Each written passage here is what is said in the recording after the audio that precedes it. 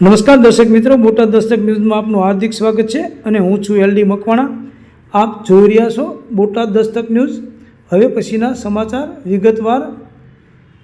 Double મર્ડરના reconstruction સમયે સ્મિતે મગરના આંસુ સાર્યા, ઘટનાનું શબ્દશ વર્ણન કર્યું। સુરતમાં 11 દિવસ પહેલાં ખૂની ખેલ ખેલી પત્ની અને પુત્રની હત્યા કરી હતી।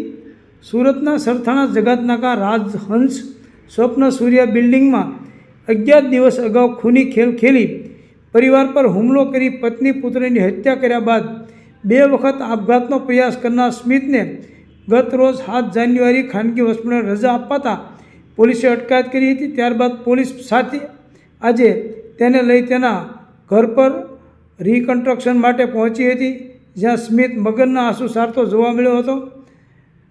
મંગળવારે 7 જાન્યુઆરીએ સ્મિતને હોસ્પિટલમાંથી ડિસ્ચાર્જ આપતા પોલીસે તેની ધરપકડ કરી હતી।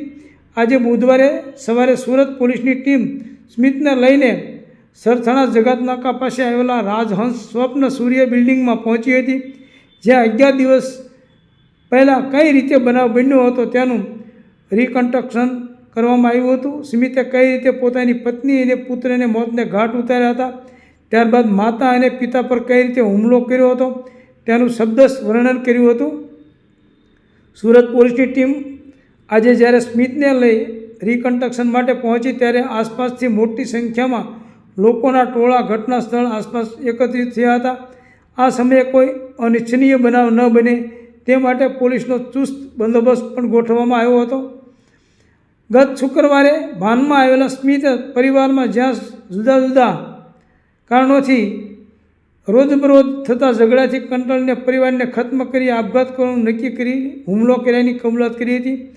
પોલીસ તેને હોસ્પિટલમાંથી રજા મળ્યા બાદ ધરપકડ માટે રાહ જોતી હતી। ગત રોજ તેને ICUમાંથી ડિસ્ચાર્જ કરવામાં આવ્યો હતો। આથી સરથાણા પોલીસ અટકાયત કરી સ્મિતને લઈ ગઈ હતી। સ્મિતની ધરપકડ થાય તે પહેલાં ચક્કર આવવાની અને અશક્તિ લાગે છે તેવી ફરિયાદ કરતાં પોલીસ તેને સ્વીમેર હોસ્પિટલ લઈ ગઈ હતી। સ્વીમેરના તબીબોએ તપાસ કર્યા બાદ નોર્મલ હોવાનું કહેતા ફરી તેને સરથાણા પોલીસ સ્ટેશન લઈ જવામાં આવ્યો હતો। કાયદેસરની કાર્યવાહી કરીને સ્મિતની ધરપકડ કરવામાં આવી હતી। સ્મિતે પરિવારની હત્યા કર્યા બાદ પહેલી રાત લોકઅપમાં ગુજારી હતી। પોલીસને તપાસ દરમિયાન જાણવા મળ્યું હતું કે તેના પરિવારમાં કોઈને એકબીજા સાથે બનતું નહોતું અને હંમેશા ઝઘડા થતા હતા। સ્મિત માતા પિતા સાથે ખપ પૂરતી જ વાત કરતો હતો। પોલીસે આ અંગે તેની પૂછપરછ માટે પ્રયાસ કર્યા હતા, પણ શરૂઆતમાં ગળું દુખે છે કહી જવાબ આપવાનું ટાળતા સ્મિતે હોસ્પિટલમાં દાખલ હતો ત્યાં બાથરૂમનો કાચ તોડી ફરી આપઘાતનો પ્રયાસ કર્યો હતો। સૌજન્ય દિવ્યા ભાસ્કર, બોટાદ દસ્તક ન્યૂઝ, LD મકવાણા, બોટાદ।